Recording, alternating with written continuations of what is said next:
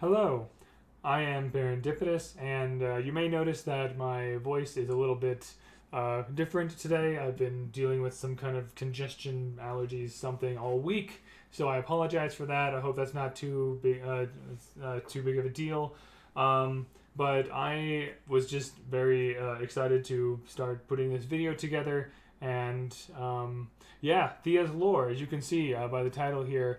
I also want to say that right up front here that this video will not have any Thea gameplay.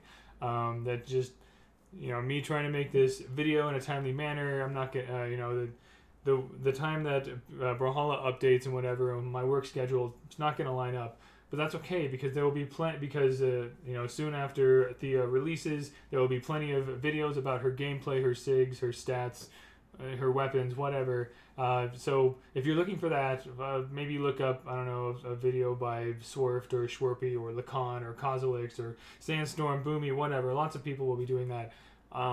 But that allows me to focus on the thing that I'm the best at in the Brawlhalla community, and that is talking about and analyzing Brawlhalla lore.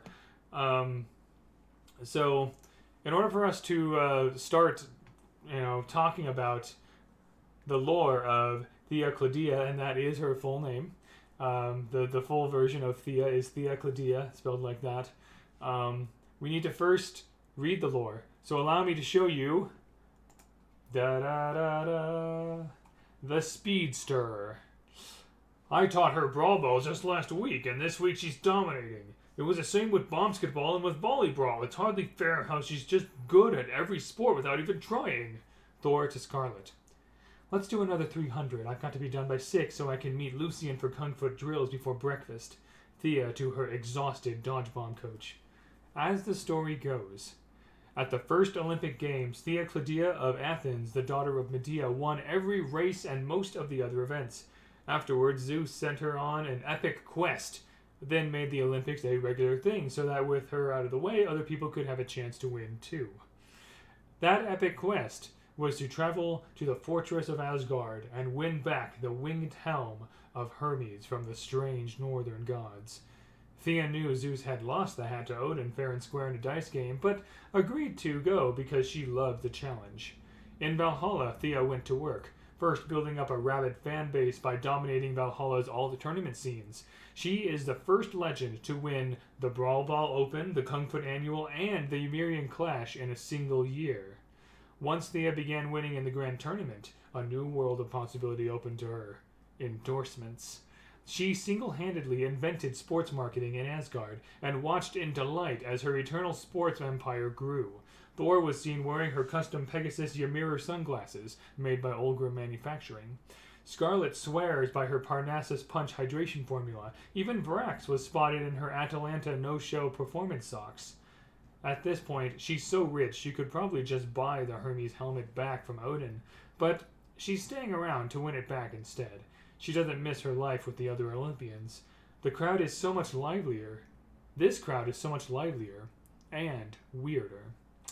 So once again, another delightful Brawlhalla lore entry to add to the ever-growing canon. So now let's talk about this. Now some of you may be reading this and maybe thinking, well, we didn't get a whole lot besides just knowing about Thea. There weren't any big revelations this time, like Mako's lore, revealed that Thatch is Poseidon. Arcadia's lore was pretty impressive in that it expanded the Fangwild narrative, and so on and so forth. But honestly, that's fine. Because the lore is not because anytime a new legend comes and new lore is written for Brawlhalla, it's not about big revelatory truth bombs or anything like that. It's more about it's more about telling you about why this particular character is amazing, why they are among the top legends in Valhalla, and so forth. So you can probably also see some lore connections here and there with several other legends in the game. But when I say I'm doing lore analysis, I'm not just looking at those connections, although I certainly am. but I'm also looking at the various people, places, and things that could be direct references to various points of history and mythology as well. And when I look at those, I generally do a Google search or a Wikipedia search to get a general overview of a lot of these people, places, and things. Looking up, for example, Medea, Hermes, his winged helmet, and so on and so forth, right? Wikipedia is not the best source to base your research on, but it is a really good place to get an overview of different topics. And if you ever want to go deeper into a particular topic from Wikipedia, you can just look at the sources at the very bottom of a Wikipedia page and go to those. I also do try to, and I mean, there's so many things going on. There's so many references, historical and mythological references in Brawlhalla lore, that I frankly don't have the time to go really deep into every single point, into every single thing. What I do, however, often try to correlate or validate the information I find in a general Google search or Wikipedia search by looking up that same information in websites that I'm pretty confident are quite reputable in history and mythology. For example, for Norse mythology, I like to go to a website called Norse Mythology for Smart People to help kind of verify and add details to some of the things I found in, say, a Wikipedia article about Thor or something.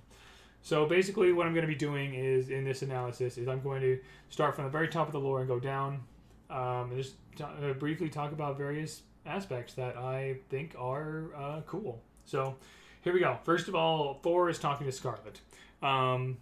This is now there have been many times in the lore where, like, seemingly random legends have talked to each other or whatever. But this one is funny to me because this feels like a bit of a callback to the part from Thor's lore where he did not expect to be absolutely defeated by Scarlet, a mundane human. He thought that he could just, rely on his, godly powers to just win his match against Scarlet. But that was not true. He underestimated Scarlet.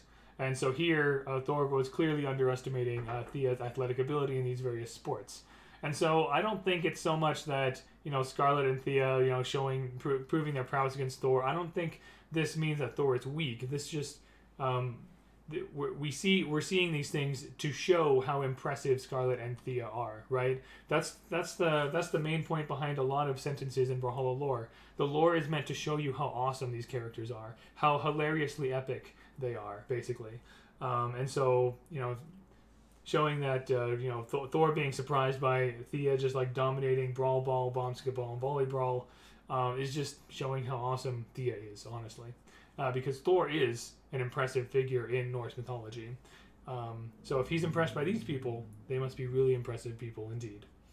So, anyway, so this may look a bit daunting. I'm sorry about that, but it's pretty straightforward. So basically, one of the key ideas in Thea's lore is that she dominates every sport in Valhalla. When we say sport here, we're talking about things like brawl ball, basketball, volleyball, kung foot, dodge bomb, all these game modes in Brawlhalla that are basically based off of sports. Dodgeball, volleyball, basketball, football, and soccer. When I say American football, soccer, and so on and so forth, right? It was just I just think that's cool. I don't think we've ever really seen I don't think it's ever really been in question that, the game modes we see in Brawlhalla are generally like canon.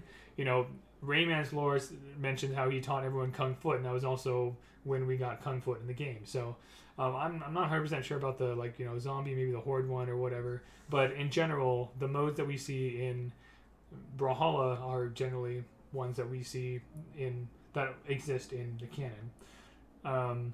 So yeah, crossover ones, I don't know, maybe, like Steven Universe people just kind of come and share their bubble technology, magic, whatever, and then Valhalla is able to use it for this random sport. I don't know. Not going to think too much into that, because I don't think the devs have thought too much into that. This second quote here, so in Brawlhalla lore, the first quote is always a quote talking about the character. So this is Thor talking about Thea. And the second quote is always a quote from the character. So this is Thea herself saying that she's going to do another 300 dodge bomb rounds. And and because she needs to be done by 6 so she can meet Lucian for Kung Fu drills before breakfast. And so I was reading that, and I'm like, 300 plus dodgeballs before 6 a.m.? No wonder her coach is exhausted. And then I think it's funny that they point out Lucian here because, correct me if I'm wrong, but I remember a little bit ago when Kung Fu was a little bit newer, that when people were talking about strategy and the best legends to play in Kung Fu, I think Lucian was brought up as one of the higher tier or top tier legends to play in Kung Fu because his guitar and sig is really good for defending and things like that. So if that's the case, then if that's still the case, then that's it would make sense that Thea would choose Lucian because I guess that basically means that Lucian is better at Kung Fu than a lot. He's one of the better people in among the legends at Kung Fu. So Thea would want to train with someone who's really good at Kung Fu to, improve at it basically.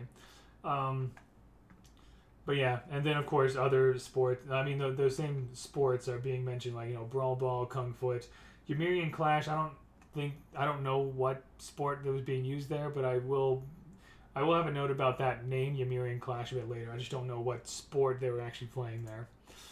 Okay, Olympics. The Olympics are brought up, which I'm not surprised. The Olympics originated in ancient Greece, but I think there's a little bit more to it than that. I think that Thea being a super athlete participating in the Olympics makes a lot of sense, and I think that the animators and the SIG design the game designers and the animators at BMG had Greek Olympics, ancient Greek Olympics in mind. Think of her lance and sig. All right, she's basically doing this kind of motion where she's holding her lance, like this, and then throws it, and that's basically the general motion of the javelin throw in the Olympics. And I think that's great. As soon as I saw that lance and sig, when the devs first showed it off in a Friday dev stream, I was like, javelin throw, Olympics, yeah, that's great. I'm not sure if her other sigs are meant to look like other Olympic sports specifically, but I mean there are a lot of Olympic running events, 100 meter, 200 meter, 400 meter, whatever. But anyway, fun detail, the javelin throw, Olympics. Nice connection there.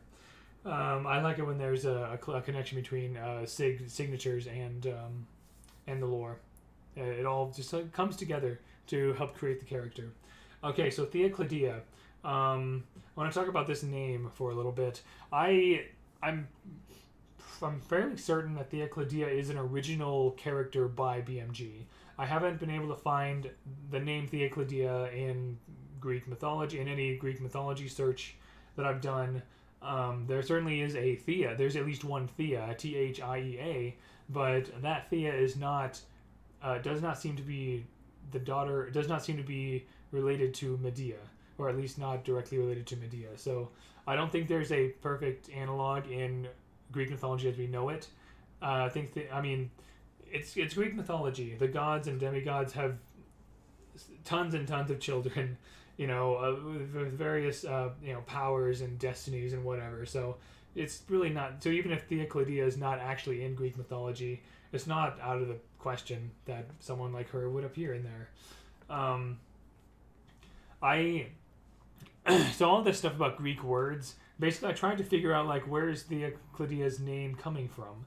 I saw that Thea was probably a Greek word meaning goddess or something, but it was kind of tricky. I do have academic training in linguistics, but it's English linguistics. I know precious little about the Greek language or Greek linguistics. So if I got them things wrong, or if there's some or if anyone familiar with Greek language and Greek linguistics wants to talk to me about their theories about where the name Thea Claudia comes from, I'm happy to talk in the comments or on Twitter or wherever, or email.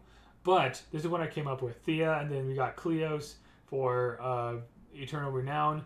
I also found Kletos, which means invited, which would make sense in this context as well. So, and then you got Dia or Ia.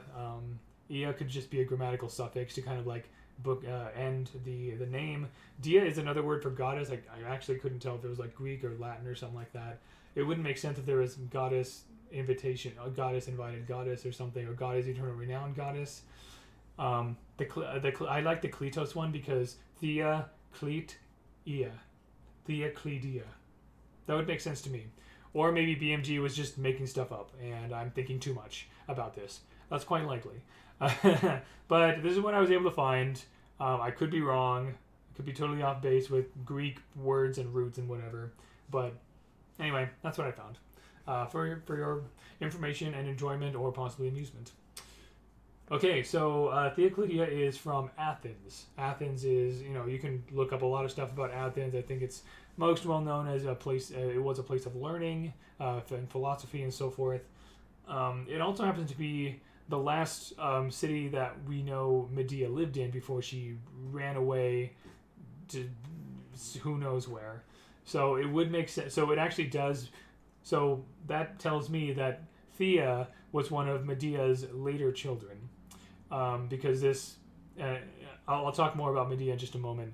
But the timeline and the places check out here is what I'm trying to say. It makes sense that Thea is from Athens because Medea did live in Athens and did marry in Athens at one point. So anyway, Medea, yes. Medea is a fascinating character. So much happened with her. She's kind of like... so I have a link to a Overly Sarcastic Productions video specifically about Medea. So definitely watch that if you want a entertaining overview of Medea's story. But Overly Sarcastic Productions kind of labels Medea as a mix between a girl boss and a villain or something. I don't know. But yeah, Medea comes from the Greek medomai, to scheme and to plot cleverly, which makes a lot of sense with Medea's character. Medea was a princess, but also a priestess and a sorceress as well. A priestess, she was very powerful and cunning with elixirs and poisons and things like that. Niece of Circe. You might have heard, if you're familiar with Greek mythology, you've probably heard of Hecate or Circe before. Medea is also the granddaughter of Helios, so there definitely is some divine ancestry there. Medea's life story in Greek mythology can basically be told generally in two parts. The first part in the story Argonautica, which is basically Jason and the Argonauts, if you're familiar with that, especially the part about Jason trying to get a golden fleece. The golden fleece belonged to Medea's father, the king, and Medea was, I'm summarizing a lot here. Again, the Overly Sarcastic Productions video is a good, more detailed overview. But yeah, Medea was basically struck by Cupid's arrow, fell in love with Jason, decided to help Jason with his trials against the fire-breathing oxen, the warrior sprouting from the ground, and the dragon. When Jason and Medea were running away with the golden fleece, Medea's brother went after them, and Medea helped Jason kill her brother. And when they finally went back to Jason's home, Medea was also involved in killing the tyrant there to try to replace the tyrant with Jason. But because of all that plotting, Jason and Medea were banished from Jason's home, and they settled in Corinth.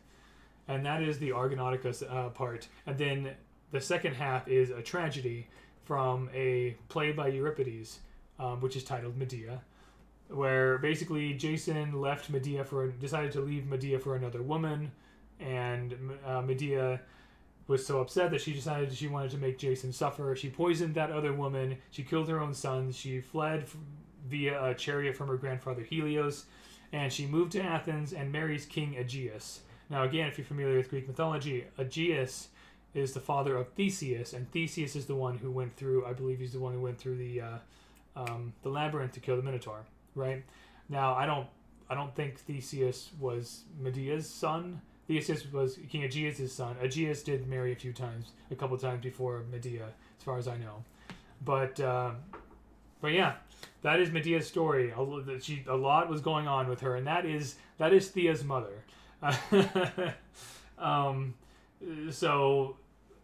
Although in spite of all of this crazy stuff that happened with Thea's mother, I don't really see Thea inheriting a lot of that. Well, I guess there's a little bit of that, savviness, that scheming and plotting a bit, but it was more of a business kind of plotting than a murdering kind of plotting, in Thea's case anyway.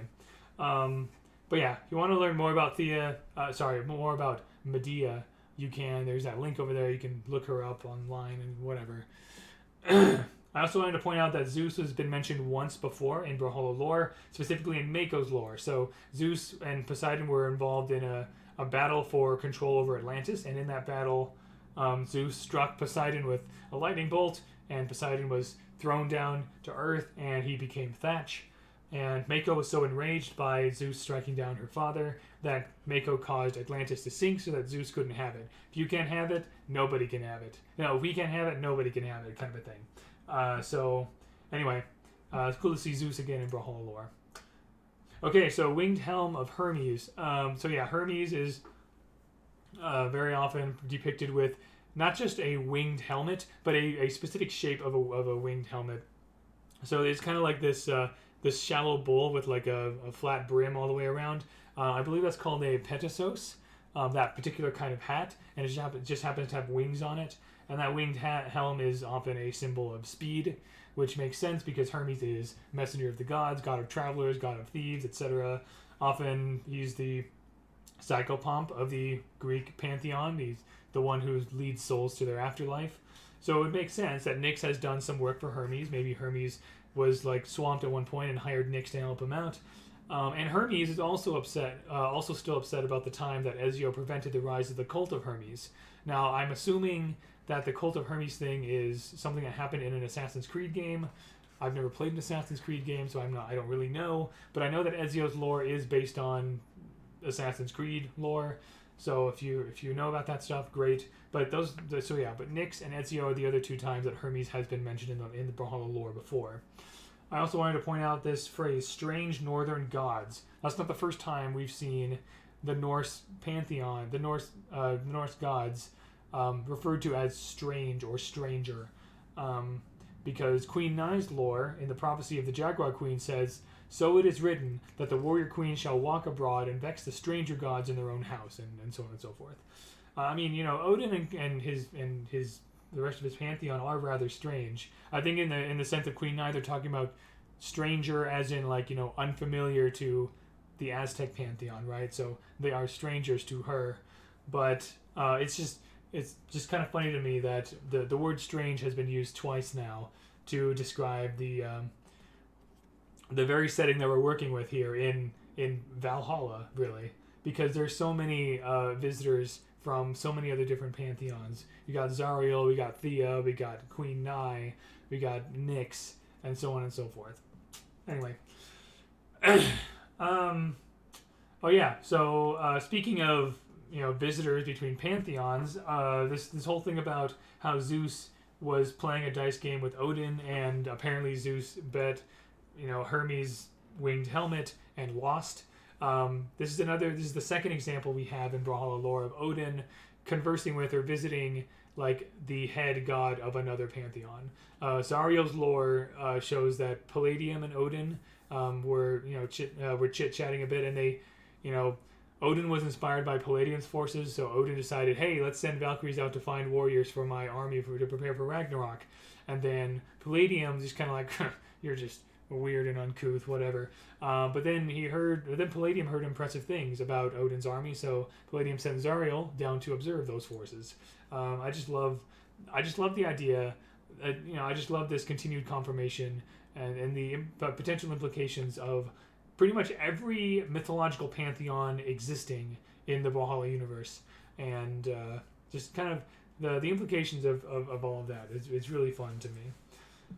Here's another fun thing. So Valhalla's alt tournament scenes. All right, so we've heard about the Grand Tournament. There's references to that all over Brawlhalla lore, which is basically like the big tournament that everyone participates in and whatever, and just one tournament after another in the Grand Tournament series. But seeing this here now, like the fact that Brawl Ball, Kung Fu, and these other sports are considered alternative tournament series, basically confirms to me that the Grand Tournament is not the only thing the Legends are that's keeping the Legends busy and happy, basically. you could argue that there is a kung fu circuit, there's a brawl ball circuit, there's a volleyball circuit, there's a dodge bomb circuit or whatever. Just like all the things that the legends could ever want, which I think is great. I think that's it kind of makes me think of how the seasonal championships in BCX in the real world in the Brawlhalla community that BMG hosts. In seasonal championships in BCX, they only really do 1v1s and 2v2s, and that's kind of how I imagine the grand tournament being. But then other like community tournaments that have to do with brawl ball and volleyball and stuff like that, that's like alternative tournament scenes. So anyway, I thought that was really cool and fun. And so if you ever wanted to like have some kind of a maybe a bot tournament based on lore, I'm still working on that. Trust me, it is coming. But like there's space for other things besides the grand tournament is what I'm trying to say, which I think is really cool. Oh yeah, Ymirian Clash. I said I was going to talk about that. Looks like Ymirian Clash is based on the name Ymir, which is who is the ancestor of all the Jotnar. Jotnar are the beings who live in Jotunheim. Ymir is killed by Odin and his brothers, and his body was used, and Ymir's body was used to make Midgard and the Earth. I may possibly have misgendered Ymir. I cannot quite remember. I can't remember if I'm sorry.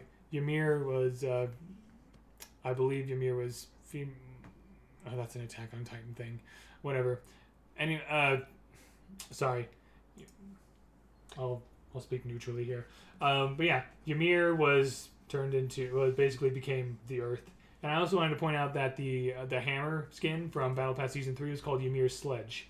In fact, I was the Brawlhalla partner who revealed the weapons in Battle Pass Season 3, and I had a whole presentation just like this, talking about the context behind all the weapon names and stuff like that. So anyway, fun random little thing there.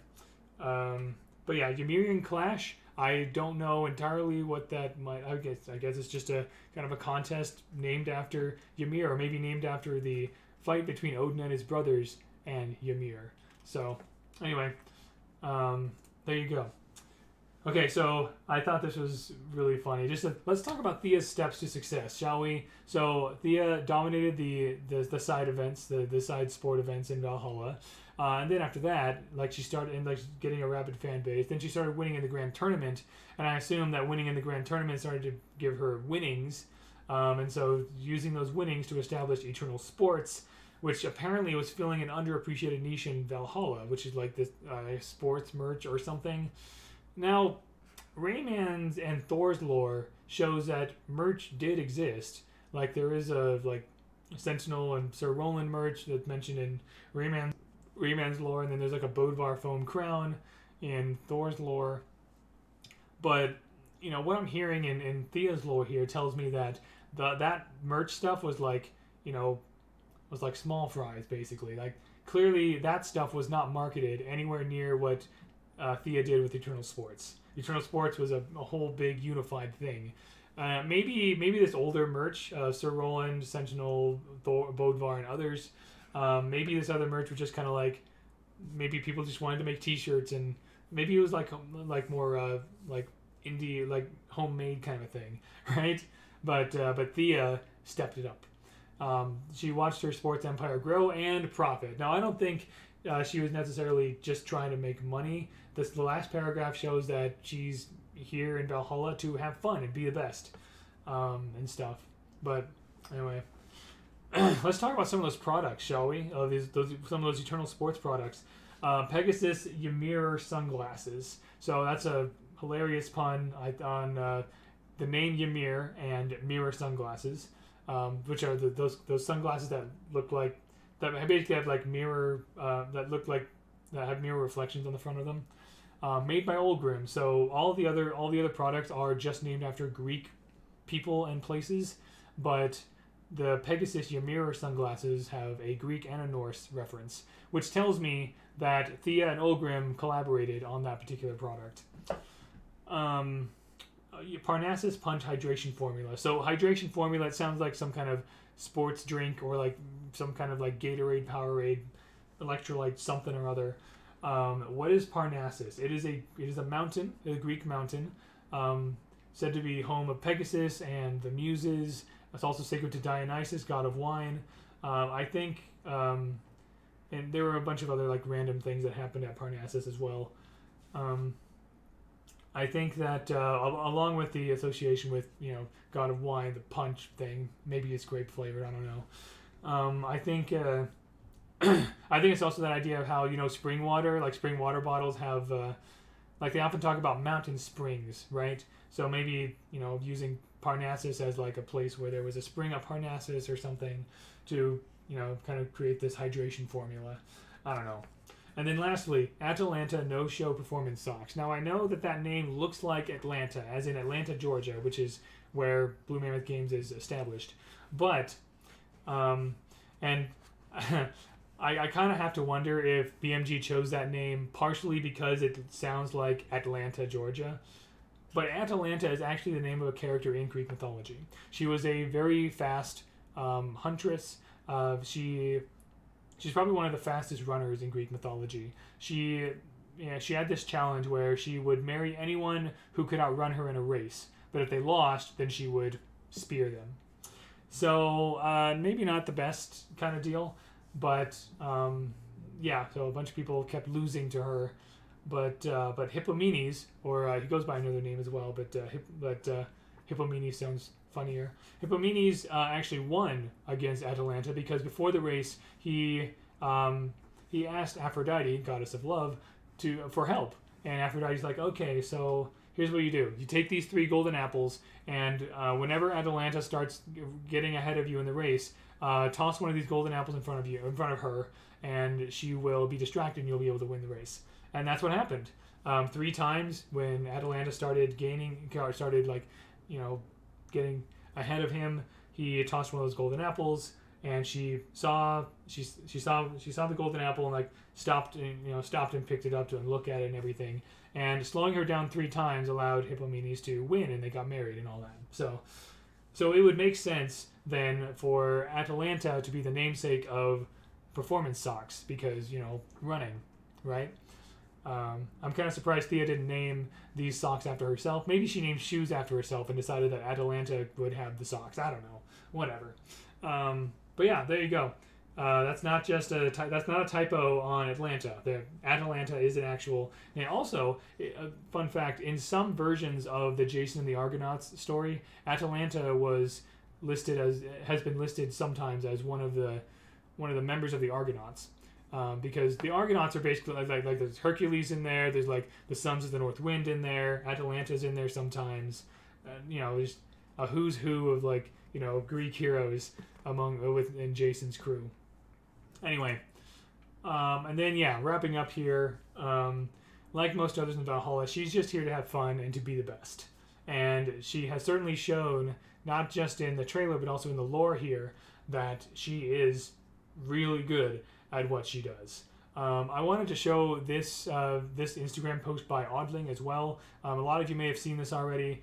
Occasionally, Oddling posts these animation models, these kind of animation reference drawings on Instagram, and kind of talks about the process of taking a Brawlhalla character, like the proportions of the Brawlhalla character, and translating it into more human, more realistic proportions for the animations. I wanted to show this because, first of all, that's a cool drawing of Thea right there, but also pointing this out right here. So this is just, once I saw this, I'm like, oh my gosh, I did not see this before. That is brilliant. So this thing right here, this staff with the 2 snakes around it and the wings, that's called the caduceus. It is a symbol that is associated with Hermes, and it's also associated with medicine. And you can see how this kind of like twisting winged pattern translates very well to a long braid with a winged baseball cap. And from the back, it kind of looks like the caduceus. So that kind of shows I don't know if Thea is directly related to Hermes, but she is in Brawlhalla because of Hermes' helmet. So there is a connection with Hermes there. And according to Odling here, Odling says, let's see here, the Caduceus hair was Rachel's idea, and it blew my entire mind. Yeah, so Rachel, by the way, is another artist at BMG, and she is also part of the lore team at BMG. I know that because there was a lore panel at BCX 2022 that I was able to host and ask questions at, and it was a lot of fun. Not only was Matt Woomer there, the main director of BMG, and also the main lore writer, but also Rachel, an artist and a member of the lore team, was also there. So that's a genius idea, Rachel, and I'm glad that made it into Thea's final design. And that's it. There you go. By the way, Tataya Furkim's fantastic art of Thea right there, with a little bit of Sonic the Hedgehog inspiration in the pose. But yeah, that is what I was able to get out of Thea's lore. Like I said before, some people might be, it's possible some people might be underwhelmed by Thea's lore. I don't know if that's going to be the case or not, but you can see I've spent more than half an hour talking about all the stuff in Thea's lore. And I could realistically do just what I just did for every single character's lore in the game. Will I do that? I don't know if I have the time. I'd like to, but we shall see. But I can guarantee that I could talk for at least 20 to 30 minutes for each individual legend. Maybe even longer, depending. So there's a lot going on there. There's a lot that goes into Brawlhalla lore. There's a lot of research, a lot of collaboration with a lot of people in BMG. The BMG lore team has a bunch of people who write a bunch of different drafts and just kind of like throw a bunch of ideas together. And Matt Woomer is kind of the one who helps to bring things together and make a cohesive whole out of it. And they did a wonderful job this time. And I really don't have anything bad to say about Thea. She is a fantastic character. I love her weapons. I really enjoy playing Boots and Lance, so this is really exciting for me. Her design is fantastic. The colors, the Caduceus hair, just the sheer athleticism of her design is just fantastic. The Eternal Sports thing, that's amazing. So, yeah, I want to thank Blue Mammoth Games for once again giving me the opportunity to talk about just this aspect of the game that I love so much, just the lore. I love playing Brawlhalla, of course, but like it's the lore, guys. Like you have no idea. I love the Brawlhalla lore. Is just so fascinating and cool. So anyway, so by the time this video is out, I will probably be at work. So have fun playing Thea. I'll probably join you guys in the ranked queue. I'll probably join all the other Thea players in the ranked queue maybe tonight or tomorrow night. Yeah, thank you very much. And until next time, all the best.